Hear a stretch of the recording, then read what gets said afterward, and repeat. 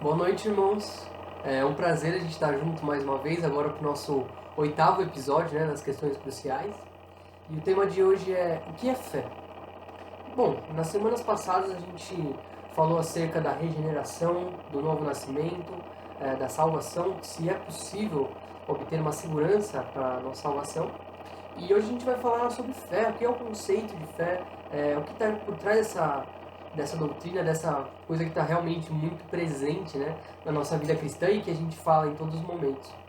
Bom, o Sproul ele vai começar o livro falando acerca da diferença entre a esperança, que a gente pode ver pelo senso comum, e a esperança que a gente tem na Bíblia.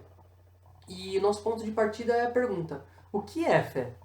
Bom, se a gente provavelmente sair na rua entrevistando as pessoas, agora a gente vai ver diversas respostas, mas talvez a mais comum delas seja que a fé é você acreditar em algo que você não pode ver, que você não pode explicar, talvez. E essa afirmação ela não é de todo equivocada. E isso faz a gente ir para Hebreus capítulo 11, versículos 1 e 2. A gente vai ter o seguinte: ora, a fé é o firme fundamento das coisas que se esperam e a prova das coisas que não se veem, porque por ela os antigos alcançaram o testemunho. Então a gente vê aqui que realmente a fé ela é um firme fundamento das coisas que a gente não vê, das coisas que não se veem. Tá. Como que a gente pode evidenciar isso? Bom, a gente falou do capítulo 3 de João no vídeo passado, sobre aquele episódio em que Nicodemos chega a Jesus e pergunta sobre o novo nascimento. E naquela ocasião Jesus fala para Nicodemos sobre a obra e a ação do Espírito Santo. E ele fala que o Espírito Santo é como o vento. E realmente, pneuma, vento. O Espírito, a gente não sabe de onde ele vem, para onde ele vai. Ele age silenciosamente e a gente não consegue determinar a ação dele. Então, realmente, a nossa fé também vai apontar para coisas que não se veem. A gente não consegue ver a Deus, a gente não consegue tocar em Deus e tudo mais. Mas como que a gente pode ligar isso com esse senso comum? Bom, pro senso comum, se a gente for perguntar para uma pessoa que talvez assuma uma posição mais próxima do cientificismo moderno ou do próprio ateísmo, a gente vai ver que essa pessoa vai falar que a nossa fé é cega. E muitas vezes, nós como cristãos, a gente acredita que ciência e fé são coisas que estão totalmente em sentidos opostos. Então a gente vai falar que realmente a nossa fé é racional e é um salto no escuro. Irmãos, isso não é verdade. Não é isso que a Bíblia fala pra gente, não é isso que os pais da igreja falam pra gente. E a gente vai ver isso na própria Escritura. Os apóstolos, eles ensinavam que aquilo que eles pregavam acerca o evangelho que eles pregavam, não estava baseado em fantasia, em um conto de fada, talvez seja sendo um pouco anacrônico, mas estava baseado em coisas que aconteceram, em fatos, e fatos dos quais eles eram testemunhas oculares. Então, eles haviam presenciado o ministério de Cristo, estavam junto com Cristo, viram a morte de Cristo e viram Cristo ressurreto. Então, eles testemunhavam acerca de coisas que eles mesmos tinham visto. Então, essa fé não é uma fé irracional, de forma nenhuma. Tanto que a teologia é um estudo científico, um estudo minucioso da palavra de Deus. E como essa palavra é coerente em si, tem lógica em si. Então, a gente não pode falar que nossa fé é uma fé irracional. E qual que é a diferença das demais esperanças para a esperança cristã? Bom, as demais esperanças são, por exemplo, vamos supor que uma pessoa é um torcedor do São Paulo e ela vai falar que, não, eu tenho esperança que o meu time ele vai ganhar o Campeonato Brasileiro esse ano.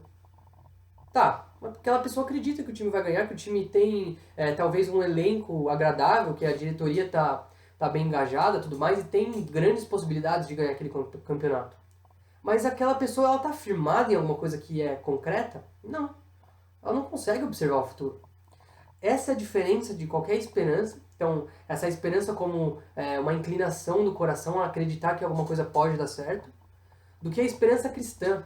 A esperança cristã, ela é baseada em algo que já está certo. Então, são promessas que Deus trouxe pra gente, que Deus revelou através da sua palavra no decorrer da história, que vão acontecer. A gente sabe que isso é correto e o irracional é a gente não acreditar nas promessas de alguém que não pode mentir. Então a nossa esperança é baseada numa coisa totalmente certa e é isso que difere das demais esperanças. Bom, como que a gente pode prosseguir com isso? Então esse engano de que a fé é irracional, a gente vai conseguir afirmar algumas coisas a partir disso. Se as outras esperanças estão baseadas em coisas futuras que acontecerão que as pessoas não têm certeza, a gente se vê numa situação talvez pouco parecida, por a gente não conseguir prever o futuro, mas a gente tem a nossa base em outra coisa. Então, parafraseando aqui Sproul, não sei o que acontecerá amanhã, nós não sabemos o que vai acontecer amanhã, mas Deus o sabe. Portanto, a minha fé está baseada nas afirmações e no caráter de Deus. Então essa é a diferença.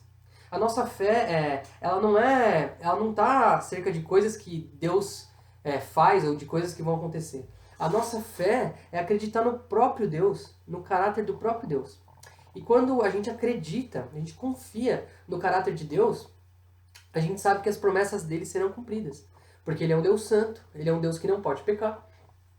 E, portanto, ele é um Deus que não pode mentir. Então, se ele determinou que alguma coisa vai acontecer, se ele prometeu que algo aconteceria, porque essa coisa, esse algo, esse evento vai acontecer obrigatoriamente. Bom, vamos ver alguns exemplos disso. Deus chama Abraão. Então, Abraão, ele vivia num meio pagão, ele não conhecia o Deus de Israel, mas ele provinha de uma região, Ur dos Caldeus, em que adoravam outros deuses, ligados a coisas da natureza, como era muito comum, né, naquela região, naquela época. E Deus chama Abraão e promete a ele uma cidade. Então ele fala, Abraão, sai da onde você está agora e eu vou te mostrar o caminho que você deve seguir para que a sua descendência seja numerosa e para que futuramente vocês herdem a terra prometida. Então Abraão realmente, ele não conhecia aquele Deus de Israel, ele não sabia para onde ele iria, ele não sabia como Deus faria as coisas na vida dele, mas por aquele momento, por ele conhecer o Senhor e ver que o caráter do Senhor era um caráter santo, ele exerceu o que Deus pediu a ele. E, bom, Abraão é um grandioso exemplo de fé pra gente, né? E da mesma forma, a gente vê que Deus nos chama, da mesma forma que chamou Abraão para a cidade prometida, Deus nos chama para a cidade prometida, para Nova Jerusalém. Então, seria como se Deus estivesse falando pra gente, olha, você não consegue enxergar o futuro, você não vai conseguir enxergar o futuro, mas eu consigo, porque sou eu quem moldo o futuro, e de qualquer forma eu prometo essa cidade para vocês. Eu prometo o dia que Cristo voltará e que vocês viverão a eternidade ao lado do Senhor, da mesma forma como Abraão. Deus promete a Abraão, fala, ó, essa terra será de vocês, sua descendência será muito numerosa. Então venha, me siga, que essas promessas serão cumpridas.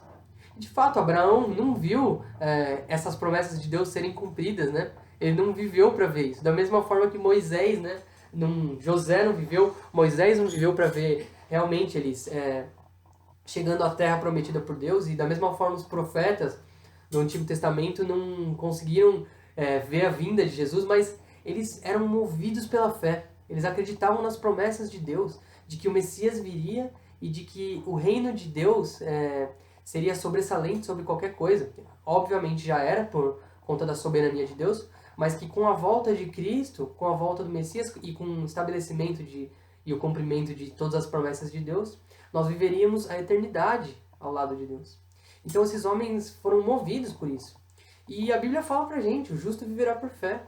Foi esse versículo também, né, de Romanos, primeiro em Abacuque, depois Paulo traz ele em Romanos, que foi o versículo-chave para que Lutero tivesse seus olhos iluminados ali pelo Espírito e ele conseguisse ver essa doutrina de justificação pela fé, que a gente também vai falar mais pra frente. Mas esses homens eram movidos por isso, e a Escritura fala pra gente, o justo viverá por fé. Então, em outras palavras, não há nada que a gente possa se agarrar nesse mundo e ter certeza nesse mundo, porque a única coisa que a gente tem certeza é da nossa fé. A única coisa que a gente tem certeza é que Deus é o Criador de todas as coisas, é um Deus santo e é um Deus que não mente. E, portanto, suas promessas serão cumpridas pra gente. E se Deus prometeu uma eternidade ao seu lado pra gente, e uma nova cidade que a gente vai viver e a gente vai ser alegre ao lado de Deus e glorificar Deus pelo resto da eternidade, isso vai acontecer, irmão. Então, A fé ela não é crer em algo sobre Deus ou algo a respeito de Deus. A fé é o crer em Deus, no caráter de Deus, em quem Deus é. Essa é a fé. Bom, um grande exemplo disso seria quando a gente é criança, né? E os nossos pais andam com a gente na rua de mãos dadas, né? Que é um pai e um filho andando de mão dada na rua. E aquele filho, muito pequeno, ele não sabe o que aquele semáforo vai falar. Ele não sabe o que é a luz vermelha no semáforo, a luz verde, a luz amarela. Mas pelo contrário, quando o pai anda, ele anda junto, de mão dada. Quando o pai para, ele para. Ele não tem dúvida sobre o que está acontecendo ali. Ele está realmente confiando em Deus, confiando no pai dele. Da mesma forma que nós devemos confiar em Deus. Da mesma forma com que Deus nos conduz, né? E a gente deve ter fé nisso porque a gente deve confiar no caráter de Deus. Então, para aquela criança, o pai dela não vai errar na condução que ele está fazendo ali. A criança não vai falar, não, peraí. Não, peraí, pai, para onde você está indo? Será que está certo? Será que não está? Aquela criança está confiando no pai dela. Da mesma forma que nós devemos confiar no nosso pai. Da mesma forma que a gente sabe que Deus é soberano e Ele conduz a história de uma forma singular que só Ele sabe. E que nós devemos apenas confiar. Então não tem nada que a gente possa se agarrar ou prever o futuro, enfim. Então essa é uma coisa importante. A fé não é o crer sobre as coisas de Deus, mas é crer em Deus, primeiramente. Bom, aí a gente vai falar mais um pouco de regeneração e a gente vai ver que a regeneração precede a fé. Então, por muitas vezes a gente vai ouvir o seguinte: não, aquela pessoa ela não é nascida de novo, ela não é convertida porque ela não teve fé em Deus. Irmãos, isso não é bíblico. Para uma pessoa ter fé em Deus, ela tem que ser nascida de novo. Caso contrário, ela não vai ter fé. A fé não é uma coisa que eu posso acordar, de repente, e falar, não, hoje eu vou ter fé, hoje eu vou passar a acreditar em Deus, eu vou passar a buscar Deus e essa é uma coisa que eu determino e agora eu vou ter a fé, a maior fé do mundo. Não, pelo contrário, irmãos. A Bíblia fala pra gente que a fé é um dom de Deus. Então, se uma pessoa ela não foi regenerada, se ela não teve os olhos dela abertos, que a gente falou nas 2 últimas semanas, na pregação da semana passada também, então se a pessoa ela não teve os olhos abertos para as verdades da Escritura, para as verdades de Deus, que é a verdade, a nossa realidade, ela não vai ter fé, irmãos. A fé não pode existir em contraponto do novo nascimento. Então, primeiro uma pessoa regenerada, primeiro ela é nascida de novo, e aí ela passa a ter fé. Então, seria como se... Seria não, esse novo nascimento é um pré-requisito para isso.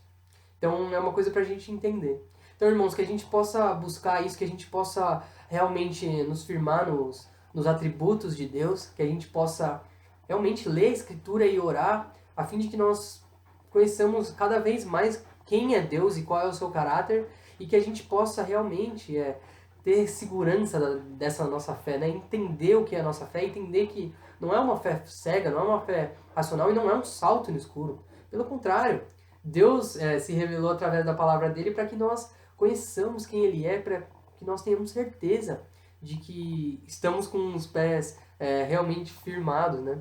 E que, pelas promessas de Deus, passaremos a nossa eternidade com ele. Então, que essa lição realmente possa nos encorajar a buscar cada vez mais Deus e realmente entender melhor a nossa fé, né? Então, queria agradecer mais uma vez pela oportunidade e semana que vem a gente se vê para mais um episódio. Muito obrigado, irmão. Boa noite.